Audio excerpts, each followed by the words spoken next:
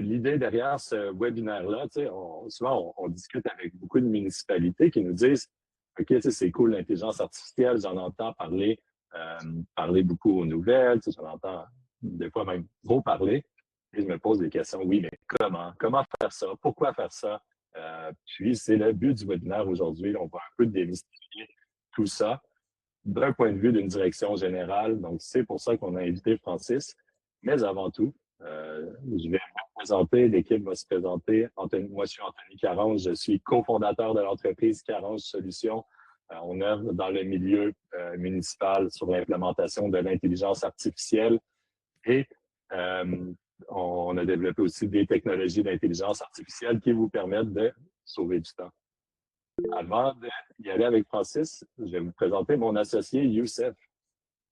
Bonjour tout le monde, donc Youssef Diouri, je pense que la majorité, vous me connaissez, là, je suis le gars qui vous harcèle sur les réseaux sociaux et qui vous a invité personnellement à ce webinaire. Donc, c'est un plaisir de vous reparler. Puis, je suis là pour vous si vous avez des questions. Je vais pas interagir aujourd'hui, je vais laisser Anthony et Francis, mais je vais répondre à vos questions au niveau des commentaires si vous en avez. C'est en bas à droite. Merci Youssef. Et Francis, à toi l'honneur de te présenter. Bien, merci Anthony, merci Youssef. Francis Dorion, pour ceux qui ne me connaissent pas, je suis l'ancien directeur général à la ville de Bromont. J'ai été à la ville près de 3 ans et demi. J'ai terminé mon mandat volontairement, en fait, à la fin de l'année 2025. Mais ça fait près de 26 ans que j'œuvre dans le milieu municipal. J'ai été plus de 22 ans et demi à la MRC Bromissisquoi. J'ai occupé le poste de directeur général adjoint. Pendant plus de 10 ans, j'ai occupé le poste aussi de directeur de la gestion du territoire et toutes les autres tâches connexes qui viennent avec les enjeux municipaux. Fait que je suis très heureux d'être là aujourd'hui. Maintenant, en ce moment, j'accompagne certaines municipalités sur le plan stratégique, surtout des directions générales des conseils municipaux également.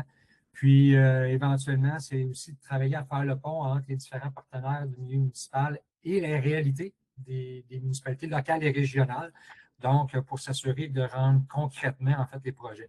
Donc, je suis très heureux d'être avec vous aujourd'hui.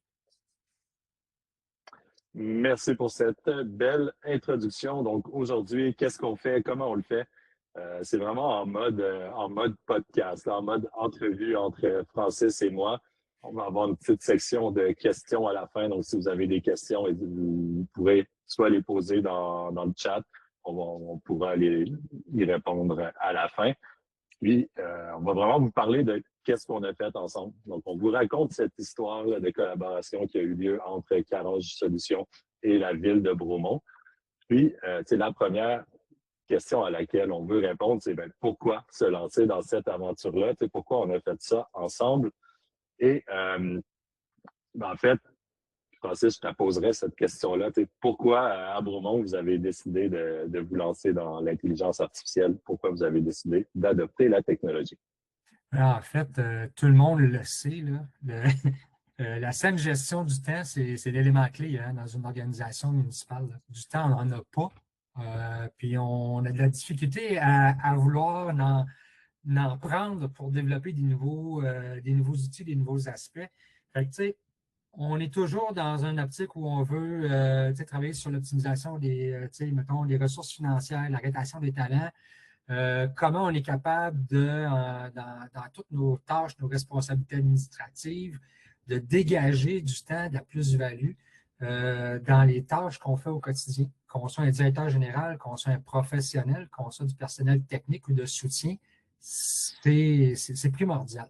Puis, avec les nouvelles responsabilités toujours qui s'ajoutent au fil des années pour les municipalités locales, régionales et les villes, qu'on soit de petite taille ou de grande taille, ça reste que l'enjeu revient toujours à comment je peux optimiser le temps avec au mieux de mes connaissances, de mes aptitudes.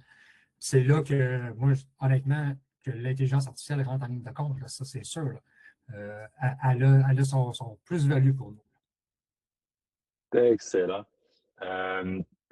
Donc, le temps, on en parle tout le temps, là, puis je dis souvent, j'allais dire tout le temps, là, je dis tout le temps, mais ça fait beaucoup de fois le même mot, que c'est la ressource la plus précieuse. C'est qu'on soit riche comme Jeff Bezos ou pas riche comme Jeff Bezos, mais on a quand même juste 24 heures dans une journée. Puis c'est quelque chose qui me tient à cœur là, parce que j'en suis obsédé.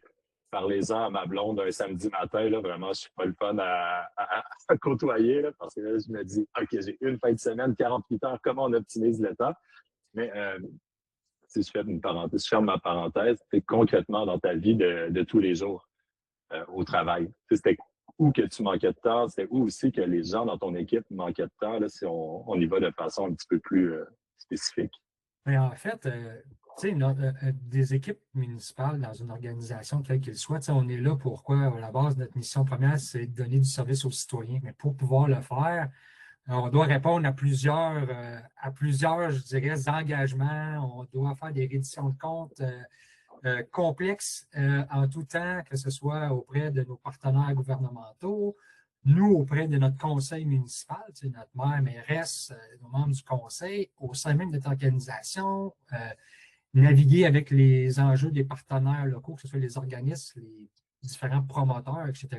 Donc, ça devient, ça devient vraiment important, surtout aujourd'hui où on reçoit une multitude, on a beaucoup d'informations. Hein. Il y a énormément d'informations qui transigent dans une municipalité au sein de l'organisation, que ce soit dans des documents, dans des courriels, etc. Et pour être capable de pouvoir tout maîtriser puis de se faire une tête à travers ça, ben, c'est essentiel. Fait que c'est par ça qu'on commence. Puis moi, je me souviens, tu sais, en 2024, le maire qui était en place me harcelait, là, c'est pas méchamment, là, mais tu sais, il me harcelait pour qu'on puisse moderniser le site web pour intégrer l'intelligence artificielle, tu sais, pour le service aux citoyens. Après toute la publicité qu'il y a eu là, autour de Saint-Lin et Laurentides, là, la municipalité, je ne sais pas si vous êtes là, mais je vous salue. Vous avez été des modèles pour plusieurs, en tout cas, pour plusieurs élus. Là, puis là, c'était comme Francis, on change de site web. Là. Si les autres le font, on peut le faire à Bourmont.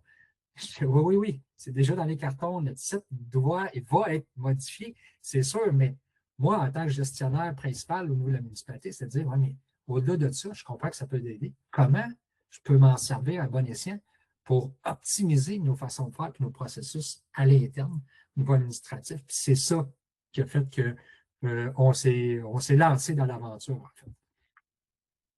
Parfait. Ben oui, c'est ça souvent qui arrive quand on lance des nouveaux projets. On veut, on veut tout de suite les résultats, là, règle générale. C'est comme ça devient priorité numéro un. Tous à bord, tout le monde on embarque. Puis finalement, c'est une aventure qui se poursuit encore aujourd'hui en 2026. Mais que c'est intéressant parce que tu disais ça a commencé en 2024. Il y a un point de départ, peut-être qu'il y en a pour vous. Votre point de départ, ce sera aujourd'hui. Puis, peut-être vous dites, ah, ben, on est en retard de 2 ans sur Bromont, mais ultimement, si on se projette dans 2 ans, ben, vous pourriez être au même stade où Bromont est aujourd'hui. L'intelligence artificielle, on en entend parler beaucoup, en bien, des fois en mal, dans les nouvelles. Souvent, quand on en entend parler dans les nouvelles, pas toujours des bonnes nouvelles. De ton côté, est-ce que tu avais observé des craintes de ton équipe? Si oui, comment tu les as adressées? Comment ça s'est vécu à l'interne? Oui, bien, ça s'est vécu, je dirais, en différentes étapes. Tu sais, au départ, c'est sûr que moi, j'étais le premier, j'étais vendu par l'idée, mais maintenant, c'est comment on amène ça dans une organisation. Fait que j'ai adressé le tout à ma directrice générale adjointe qui également voulait qu'on puisse travailler ensemble par rapport à ça, comment on l'intégrait. Puis on en a fait une première rencontre avec toute notre équipe de direction, nos directeurs et directrices.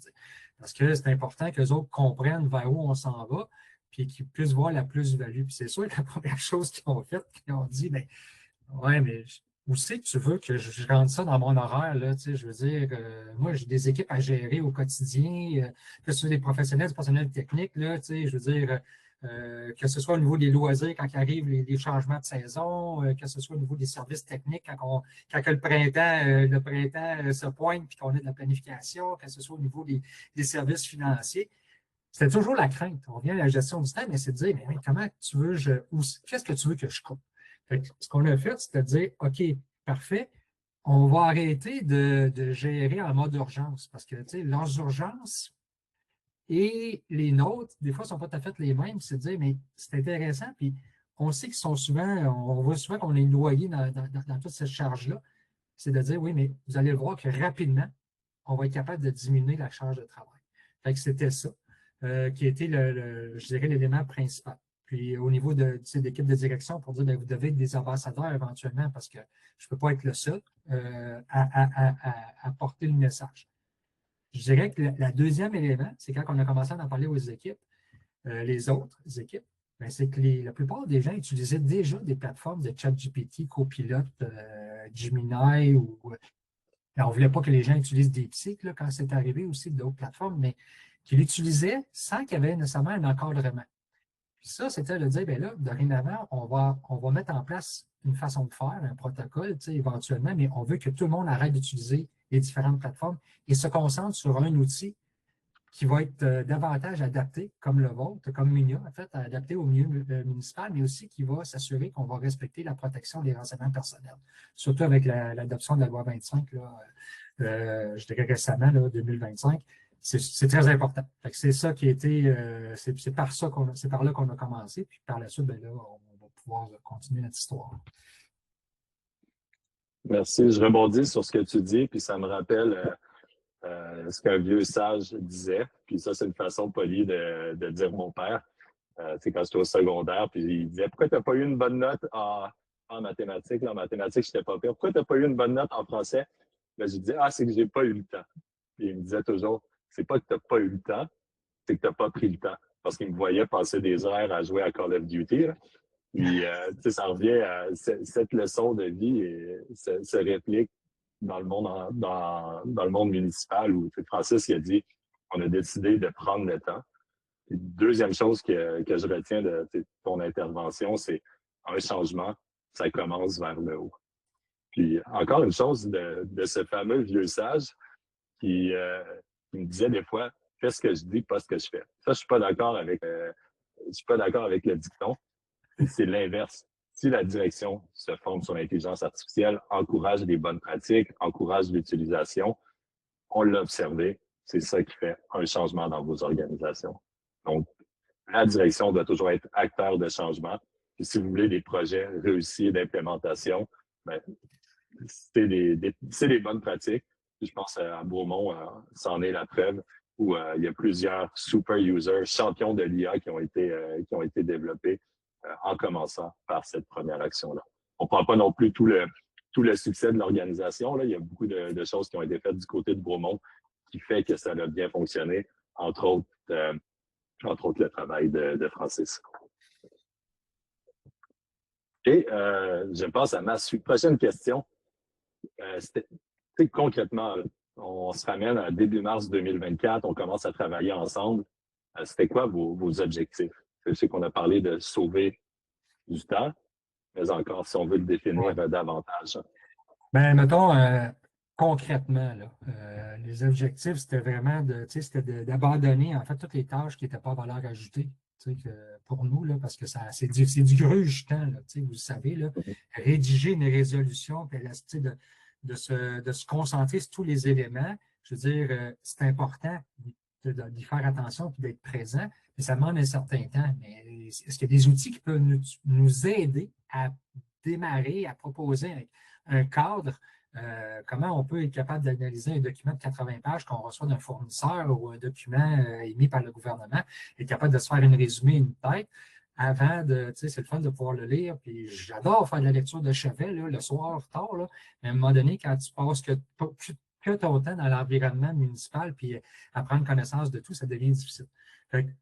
C'était vraiment important. Puis je me souviens, là, on revient, parce que tu parles de mars 2024, là, on avait un irritant à l'interne. Parce que moi, je n'avais un, c'était que le respect des délais là, pour mon service du greffe quand il recevait les dossiers décisionnels pour la préparation du conseil. Ça, c'est super important. On a toujours une date de tombée où les professionnels, les responsables doivent soumettre minimalement des informations minimales dans leur dossier décisionnel. C'est plate à dire, mais ce n'était pas souvent très bien documenté ou complété. C'est-à-dire, je vais le compléter plus tard. Oui, mais moi, je dois en prendre connaissance pour être capable d'alimenter mon maire, ma mairesse, pour être capable de dire, je vais convaincre qu'on va l'emmener au conseil. On s'est dit, s'ils peuvent déjà, dans les outils, s'aider à développer et à travailler sur ce modèle-là des dossiers décisionnels, on va gagner du temps, puis tout le monde va gagner en efficacité. Moi, le premier, eux également, et le conseil aussi. On va être en amont pour pouvoir adresser les enjeux qui prennent connaissance des dossiers. Bref, je pense que c'était l'élément central que je voulais qu'on adresse en début. Là. Bien, excellent. Puis je me souviens aussi, quand on s'était préparé, là, tu m'avais parlé d'un. Puis là, j'essaie de me gratter la mémoire pour retrouver l'exemple, mais un exemple très personnel aussi d'utilisation de l'IA, un rapport de mémoire que tu avais généré ou une stratégie. Ouais, moi, j'ai été chanceux. Ben, on est sûrement quelques-uns d'entre nous qui sont là, en tant que directeur général, moi, d'avril 2025 après les élections de novembre 2025, j'ai connu 4 personnes au poste de la mairie. J'avais un maire qui a décidé de quitter pour le fédéral, qui était remplacé par un maire suppléant qui voulait demeurer en place. Puis après 8 semaines, il a décidé que finalement, non. J'ai une autre mairesse suppléante jusqu'aux élections où une nouvelle mairesse est rentrée en poste. Ce qui fait que dans tout ce changement-là, chaque personne, tu dois les accompagner, parce que pas parce qu'ils sont conseillers ou conseillères ou autres qui ont la maîtrise. Fait on a eu, pour ceux qui le savent, là, il y a eu un document qui a été produit par nos associations municipales, ADMQ, ADGMQ, UMQ, FQM, Commission municipale MAMACH, qui s'appelle Ensemble, pour genre un guide politico-administratif, DG, conseil municipal. Il y avait déjà des outils qui avaient été développés par le milieu municipal, le MAMACH, bref, comme le guide d'accompagnement pour les élus. Mais tout ça, c'est beaucoup d'informations, c'est intéressant de les donner, mais avec moi, je me suis dit, OK, qu'est-ce que je peux ressortir de fort là-dedans après les avoir lus, mais comment m'aider? J'ai utilisé l'intelligence artificielle pour aller me chercher le meilleur de ça, puis me faire un peu une fiche synthèse de dire, bon, j'accompagne un nouvel élu qui vient d'arriver en poste et qui était là pour 8 semaines, puis par la suite, j'ai recommencé avec une autre personne pour dire, bon, on a tant de temps, c'est quoi actuellement nos rôles et responsabilités respectives en dehors de ce qui est écrit dans la loi, comment tu interprètes ça, c'est quoi les nouvelles façons de faire ou bon. J'ai utilisé l'IA, puis ça m'a été d'un secours incroyable. J'aurais pris des heures et des heures, voire quelques journées là, à structurer un document. Puis je le répète, là, ça c'était important, puis vous le dites dans les formations, là, on ne prend pas 100% du cash qui sort de là. Ça va nous aider à 85% ou 80% à monter une structure. Puis après ça, on fait des validations, c'est très important. Mais ça, là, pour moi, là, ça m'a vraiment beaucoup aidé dans mon travail de directeur général au niveau de l'accompagnement d'élus en place. Très bon exemple. Je trouve ça super intéressant. Tu sais, je trouve que ce qui est intéressant, c'est que tu as trouvé une façon, toi, d'utiliser l'intelligence artificielle, d'utiliser l'IA dans ton travail à toi. Puis, je serais curieux là, de rebondir là-dessus, puis de savoir comment le travail qu'on a fait ensemble, là, les accompagnements qu'on a fait ensemble, les formations, ça t'a permis d'aller développer cette technique-là, cette réponse-là à toi, parce que je suis sûr que là, on a 100 personnes. Les 100 personnes ont des façons de l'utiliser personnelles. Comment le travail qu'on a fait ensemble t'a permis de dire, OK, ouais, je pourrais l'utiliser dans cette façon-là, puis ça donne des bons résultats. Bien, en fait, à mon avis, c'est assez simple parce qu'on l'a tous, tout le monde utilisé l'IA quelque part avant d'entrer dans un processus encadré. Puis j'étais un de ceux qui utilisait ChatGPT, je vais dire on the side de mon travail. Mais ce qui est important, c'est de la formation qu'on a eue avec toi, Anthony, puis toi, Youssef. Là, ce qu'on peut retenir, c'est à quelque part, c'est un outil de travail. Ça remplace pas notre travail. C'est comme n'importe quel employé au niveau des travaux publics qui utilise la machinerie. Il faut se former sur une machinerie pour bien l'utiliser et que le résultat soit optimal. Ben, c'est la même affaire avec l'intelligence artificielle. Il faut que tu apprennes à l'utiliser, voir c'est quoi ses limites, c'est quoi les bonnes pratiques ou les trucs pour optimiser en fait le résultat. Puis c'est ça pour moi qui était gagnant. Parce que c'est de dire, je comprends, puis on en a vu, là, je me souviens, il y avait eu, ça avait pris de passer dans les nouvelles ou sur le fil de l'actualité, comme de quoi qu'il y avait des procureurs aux États-Unis qui avaient utilisé ça, puis se sont en fait fourvoyés parce que l'IA avait créé des jurisprudences qui n'existaient pas. Fait que prudence est de mise, c'est un outil de travail. c'est un magnifique outil. Puis quand tu veux l'utiliser à bon escient, ben, je pense que, la formation de base, c'était pas, écoute, on n'a pas passé 300 heures ensemble, là. Ça nous a vraiment, vraiment aidé à se positionner puis être capable de l'utiliser aujourd'hui de façon excessivement convenable, avec beaucoup de respect du rendu que ça donne, honnêtement. Ben oui, tout à fait. Je pense que la formation, ça devait être quand même plaisant. Je pense que c'est quelque chose qu'on a vraiment mis l'accent sur le fait de rendre ça, de rendre l'intelligence artificielle fun. Puis visiblement, ça a dû fonctionner parce que la personne, le procureur que tu faisais référence, c'est Steven Schwartz, qui est sur la diapositive où on parle des Ah, hallucinations. Donc, mine de rien, on t'en a parlé l'année dernière, tu t'en hein? souviens encore aujourd'hui. Ouais, ça Je sais pas si marque, ça. c'est l'objectif atteint. C'est sûr que sans brûler les punchs, Steven Schwartz est un peu le dindon de la part. C'est l'exemple de quoi ne pas faire avec l'intelligence artificielle pour ne pas, parce qu'il faut quand même faire attention à ce qui nous génère comme réponse. Puis d'ailleurs, il y a ce côté-là, puis on nous en parle souvent. Ah oui, c'est cool, c'est intéressant comme outil, ça me fait sauver du temps, mais il faut que je fasse attention. Je peux pas tout prendre ce qu'il me donne pour du cash. Concrètement, comment tu vois ça, toi, comme directeur général? Comment tu as abordé ça avec ton équipe aussi pour se dire, OK, faut faire vraiment attention à ça, mais ça ne veut pas dire de ne pas utiliser l'outil. Non, tout à fait. Ben, en fait, c'était. Puis le message est venu de nous aussi, du service du greffe, hein, qui sont là pour protéger l'ensemble de l'organisation aussi par rapport à ce qu'on va donner comme information aux élus, ce qu'on va émettre à l'externe. Fait que, tu sais, la protection des renseignements personnels, c'est primordial. Puis je sais que l'équipe du GAF a été, dans l'équipe, c'était eux qui ont vraiment utilisé à fond au début. Camille est présente, là. Salut Camille, qui a utilisé à fond le système à l'interne. Mais tu sais, je pense que d'avoir un plan de déploiement à l'interne dans l'organisation, c'est super important. Puis d'expliquer en amont, aux employés qu'est-ce qui s'en vient.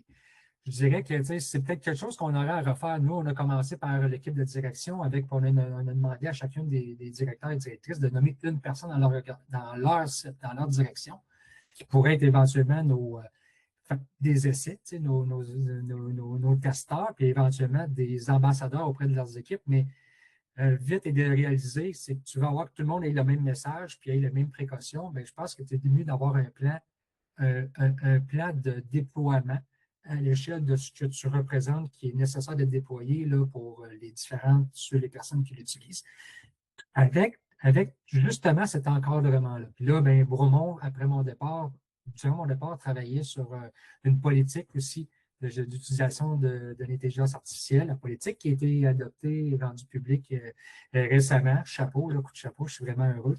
Fait que tous ces outils-là, ces encadrements-là, je pense, sont nécessaires, mais là, maintenant, chacune des organisations de la développer à sa couleur aussi et puis à ses besoins. Super intéressant ce que tu dis, puis ça me fait penser, en fait, c'est une analogie que j'ai entendue ce matin, puis je trouve qu'elle s'applique tellement à ce que tu dis, parce que ce que Francis il disait, c'est important d'avoir un plan de déploiement, mais aussi d'être transparent envers l'équipe. C'est parce qu'il y a des gens qui vont avoir des craintes, qui vont avoir peur de l'intelligence artificielle, qui vont s'être fait dire ça va remplacer ta job. L'idée, c'est de communiquer. Puis l'analogie, c'est la suivante, puis je trouve qu'elle est parfaitement imagée. Imaginez qu'on est dans une voiture, puis moi, je conduis. Personnellement, je me dis, on pourrait augmenter la limite de vitesse à peut-être 120 sur l'autoroute. Quand je roule à 120, je me sens en contrôle, je me sens à l'aise, puis je me sens super bien. Puis pour moi, c'est simple, puis je sais que je suis en confiance parce que je suis capable de prévoir, là-bas, je vais changer de voie, là-bas, je vais freiner. J'ai toutes les informations nécessaires. Mais après, si on est dans la même voiture, puis il y a quelqu'un dans le banc passager, cette personne-là n'est pas connectée à mon cerveau. Elle ne sait pas que je l'ai vu, la voiture qui est plus lente dans 100 mètres. Elle ne sait pas que je me suis dit, je vais changer de voie. L'idée, c'est, si on est transparent, on se met dans la peau de la personne qui est dans le siège passager, puis on lui dit exactement, je vais changer de voie, je vais freiner, je vais accélérer, je vais vous former sur l'intelligence artificielle, je vais vous fournir des outils qui sont sécuritaires. Tout ça, ça fait que le processus va juste être beaucoup plus smooth, beaucoup plus réussi. Donc, c'est ma petite analogie matinale là, je trouve s'applique bien à cette situation-là. Je vois qu'il est 12h27. Je ne sais pas si tu avais un mot de la fin. Sinon, après, on va passer à la période des questions. Ben, en fait, merci. J'aime beaucoup ton analogie parce que c'est vrai on pourrait l'appliquer. Tu sais, je pense que pour intégrer n'importe quel outil dans une organisation, surtout comme celle-là, parce que ça va avoir, tu sais, n'importe qui fait des tâches administratives, quelles qu'elles soient, peut l'utiliser. Je pense que ça vaut la peine d'impliquer, au moins d'informer l'ensemble de l'organisation là, du désir, en fait, là, puis de la direction que vous voulez prendre. Puis par la suite, tu sais, suivez les études. Être accompagné, à mon avis, c'est la clé. Et comme on a été accompagné par toi, Anthony et Youssef, ça, c'est certain. Excellent. Merci, merci Francis. On va passer à la période des questions. Je vais répondre aux questions dans le chat. Puis, si vous avez d'autres questions, vous pouvez lever la main aussi. On pourra interagir ensemble. Donc, vous avez fait le déploiement de l'IA avant le cadre et la politique. Donc, c'est une question de Anne-Marie. Peut-être après, Francis, tu pourras rebondir. Moi, je peux parler aussi de ce qu'on a observé beaucoup de municipalités. Il y a beaucoup de municipalités avec qui on travaille qui ne vont pas directement faire une politique avant de la formation. Pourquoi? Pour éviter d'avoir à toujours passer au conseil pour faire approuver une politique. Donc, souvent, on voit des gens qui vont faire des directives. En même temps, en parallèle, commencer la formation, l'utilisation, la sensibilisation aux bonnes pratiques. Pourquoi? Parce que l'IA, ça évolue rapidement. Fait que des fois, c'est bon de se donner la possibilité d'être un peu plus réactif. En fait, pour répondre à la question, c'est vrai qu'on a décidé de se lancer dans l'intégration, en fait, au moins la formation d'un petit groupe au niveau de l'intelligence artificielle pour bien comprendre avant de lancer des directives ou des politiques. Il y a une chose est certaine, c'est qu'on avait des enjeux, quand même, des besoins criants de gestion de temps. Fait qu'en même temps, tu essaies de répondre à tes équipes puis ton organisation qui est un peu à côté, puis tu ne veux pas non plus brûler d'étapes. Fait que, pour bien saisir dans quoi on s'embarquait, c'est pour ça qu'on a décidé de faire affaire avec 40 Solutions pour suivre les formations, bien comprendre c'est quoi le besoin. Puis par la suite, on a travaillé ensemble sur certaines directives à l'interne avant d'adopter une politique officielle qui encadrait tous les usages. Mais je pense qu'une politique est nécessaire éventuellement pour certaines organisations. En tout cas, ça l'était pour la ville de Beaumont, là, qui compte quand même plus de 150 employés, excluant nos policiers et pompiers. Excellent. Donc, prochaine question. On a Leblanc. Pour les formations, combien de temps, combien ça coûte? Excellente question. Combien de temps? Moi, je recommande 2 fois 3 heures. On a assez de données pour dire que c'est le temps que ça prend. Faut se donner le temps de prendre le temps. 3 heures, c'est comme trop rapide. On saute trop de sujets. Donc, 2 fois 3 heures, c'est le format qui fonctionne. Sinon, combien ça coûte? Ben, ça dépend du nombre de formations, ça dépend du nombre de personnes qui peuvent être formées, est-ce qu'on doit se déplacer et ainsi de suite. Mais Youssef a mis le petit code QR, donc il va pouvoir vous donner plus d'informations à ce niveau-là au besoin.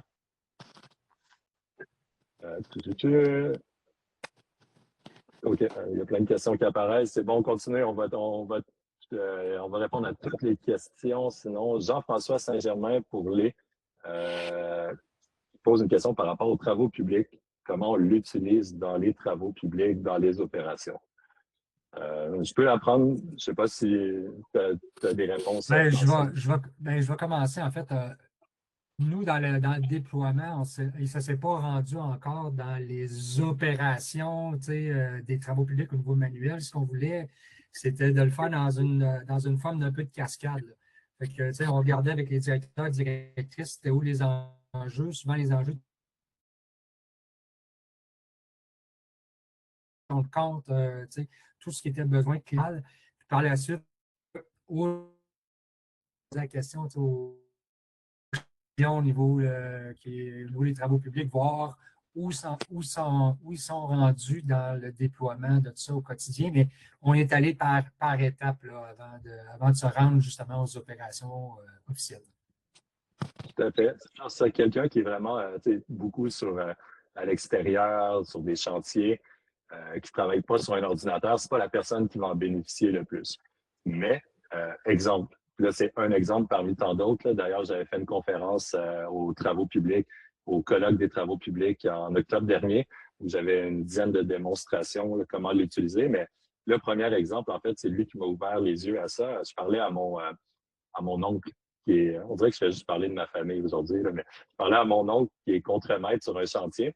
Fait que, c'est ça qu'il fait, il passe sa journée sur un terrain, puis à la journée, il fait son rapport. J'ai montré comment, avec l'intelligence artificielle, en 2 minutes, il peut générer son rapport journalier, ce qui lui prenait avant 30 minutes sur son ordinateur dans son pick-up. Ça, c'est un exemple parmi tant d'autres. Après, on peut aller faire de la recherche dans un manuel sur les marquages routiers. On peut aller on peut aller faire de la recherche dans les lois, on peut aller générer des devis techniques, analyser des devis techniques, analyser des soumissions. Vraiment, il y a plein de façons d'y répondre.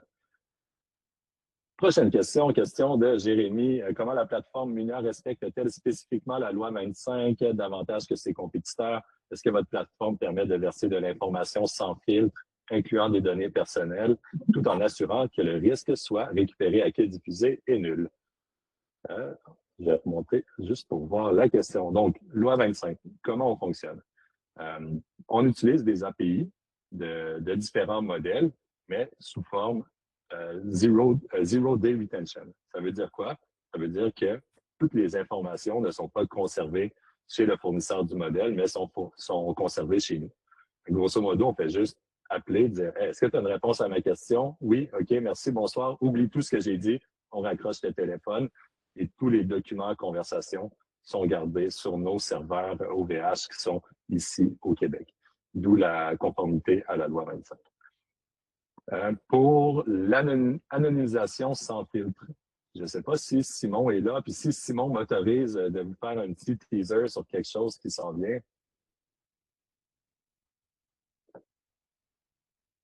Simon, c'est notre développeur en passant, là, c'est le 3e associé. Je sais qu'il s'était connecté, là, mais peut-être qu'il n'écoute plus à ce stade-ci. Je vais prendre le livre. Bonjour, non, je suis là. Fait que tu m'autorises de faire un petit teaser sur ce qui s'en vient. Hein? Certainement. C'est bon. De toute façon, là, je l'ai un peu mis devant le fait accompli. Là. Il y avait comme plus le choix de dire oui. On est vraiment à la fin d'un cycle de développement sur un outil d'anonymisation en temps réel. Donc, vraiment, l'idée, c'est que vous mettez un document, disons, on veut analyser des CV.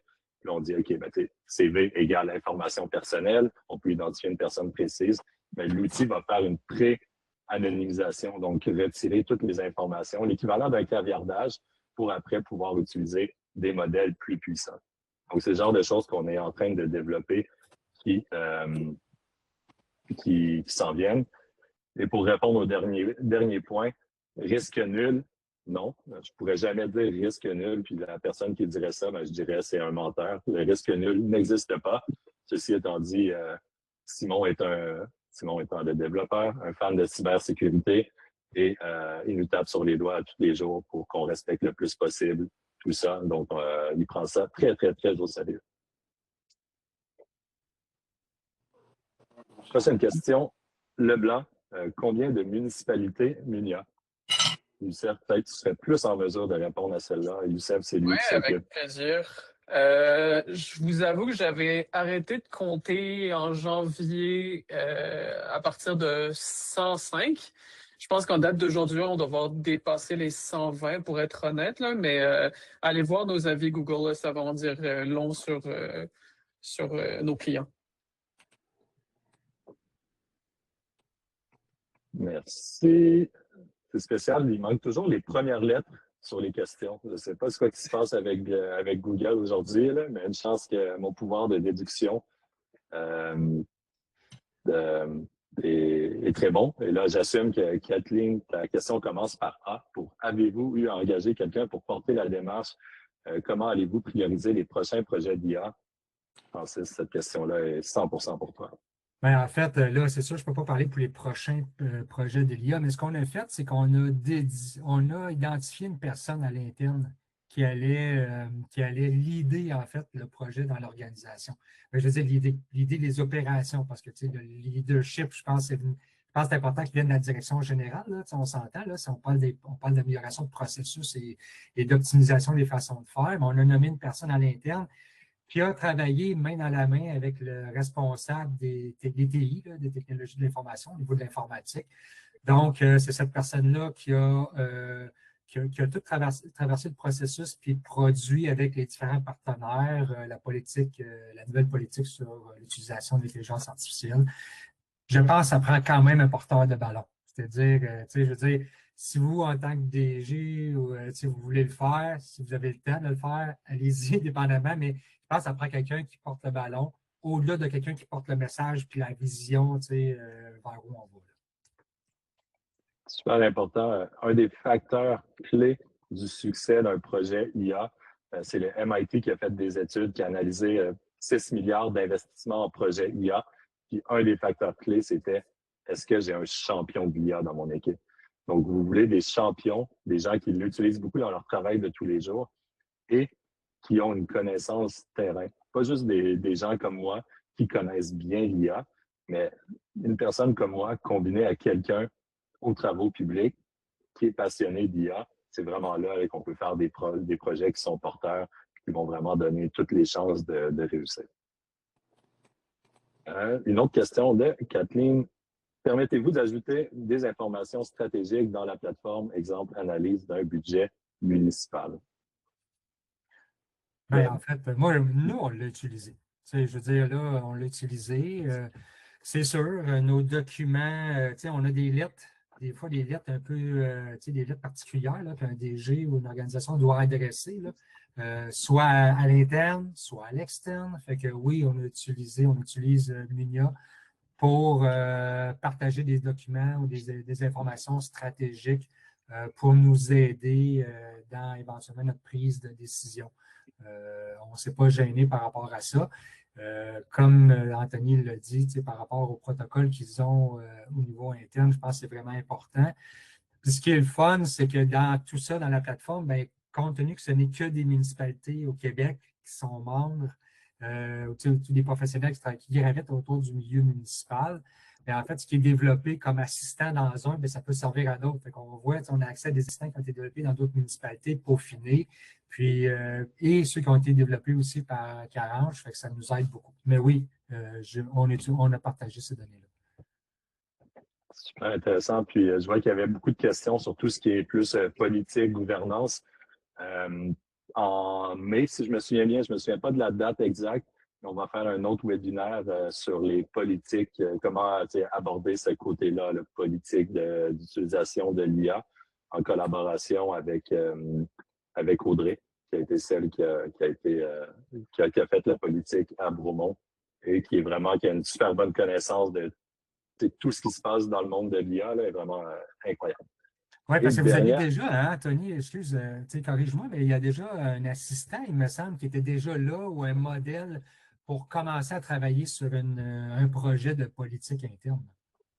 Tout à fait. Il est toujours là, il n'est pas parti. OK. Et dernière question de Thierry. Quel est le rôle d'une équipe TI d'une municipalité dans le déploiement des outils IA pour les employés de la ville ou les services aux citoyens? Super question. Ben, nous, c'est sûr que l'IA, je vais parler pour l'expérience à Bromont, là, puis peut-être tu pourras partager les expériences dans d'autres villes, mais l'intelligence artificielle, ça reste que c'est utilisé dans nos plateformes informatiques. On parle de sécurité de données. C'est sûr que tout ce qui est qui a le droit d'avoir accès à ça, qui gère ces éléments-là. Vous, dans la plateforme, il y a une certaine gestion, mais nous, c'est important que l'équipe des TI soit au courant de ça, puis que même eux autres, ça puisse les aider dans leur travail au quotidien, là, parce que il y en a qui font du code là-dedans, etc. Puis je sais que tu peux pousser l'IA à ce niveau-là. Donc, mais le but, c'était qu'ils soient au courant de la technologie, vers où ça s'en va, puis s'assurer que ça soit facilitant dans l'utilisation sur l'ensemble des plateformes puis des outils informatiques de la ville, que ce soit les PC, les portables, les tablettes, etc. Là. Tout à fait. Règle générale, on arrive assez clé en main avec des étapes. Après, le niveau d'implication, c'est aussi le niveau d'implication que vous êtes prêt à faire. Pour les premières étapes, on peut faire ça assez rapidement. Puis après, des fois, par exemple, on s'en vient avec des MCP. On parle d'aller connecter Munia à différents outils. Mais là, règle générale, le besoin des TI est plus présent pour aller créer des clés API, entre autres. Mais règle générale, là, jour 1, c'est très, très, très minime. On arrive clé en main. Vous vous laissez porter, on s'occupe de tout. On arrive avec les Timbits, puis on passe un bon moment. Donc, voilà qu'est-ce qu'il y en est pour aujourd'hui. Encore une fois, vraiment, merci de cette participation incroyable. On a mis le code QR ici. Il nous reste 3 places pour 3 municipalités pour vraiment faire le processus formation-implémentation d'ici l'été. Ça s'en vient vite, là, déjà d'ici quelques mois. On est en juin, puis c'est les vacances qui arrivent. Et je vous invite à remplir le petit code QR. On va pouvoir vous envoyer un petit courriel, puis checker ça avec vous. Quelle serait la meilleure procédure? Merci, Dani, pour cet applaudissement. Merci à Dani. tous d'avoir participé. Ouais, ben, j'ai juste vu ces mains apparaître comme ça. Oui, c'est ça. Puis, je salue mon équipe, mon ancienne équipe aussi. J'ai vu qu'il y en avait quelques-uns, Nathalie Bernier, Amélie Casabon. Fait que je vous salue tous. Puis, je salue tout le monde également. Merci à tous.